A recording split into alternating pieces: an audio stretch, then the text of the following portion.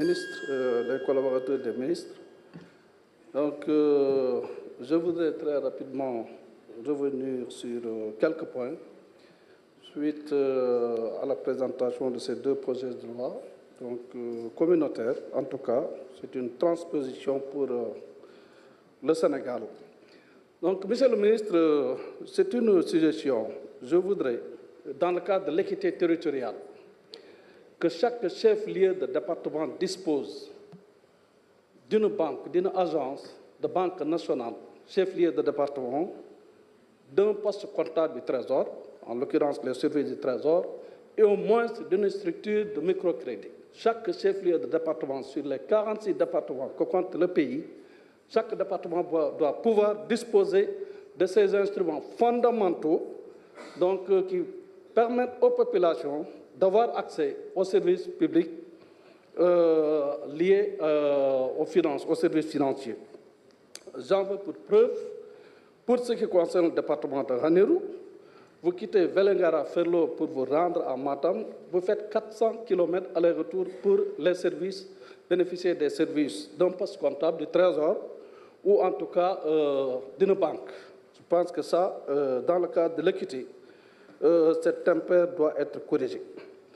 La deuxième chose, Monsieur le ministre, c'est dans le cadre des circulaires de clôture de fin de gestion.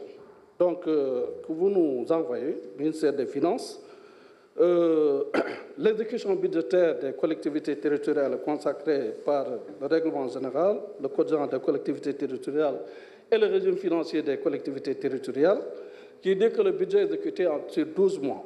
Or, ces dernières années, on se rend compte, en tout cas par exemple pour 2024, la mise en place des fonds de dotation et des fonds d'équipement des collectivités territoriales donc, était donc mobilisée en début mai. Au mois de juin, au mois de novembre 2024, nous recevons donc le 22 novembre, arrêt des engagements, 12 décembre, arrêt des mandatements. Ça veut dire que le budget est exécuté tout simplement sur 6 mois au lieu de 12 mois. Je pense qu'il y a lieu donc, Monsieur le ministre, de revoir le mécanisme de transfert dans les délais des ressources, en tout cas dédiées aux collectivités territoriales. Le troisième point, c'est la CBAO. Monsieur le ministre, vous disposez d'un compte ouvert dans une agence de la CBAO. Vous vous rendez dans une autre agence, vous ne pouvez pas disposer de plus de 200 000 francs. Ça, je pense que si la CBAO est en dessous, ou en tout cas n'est pas concernée par ces réglementations bancaires, je voudrais qu'on nous apporte des éclaircissements sur cette pratique pratiquée au niveau de la CBAO. Le troisième point, Monsieur le ministre, vous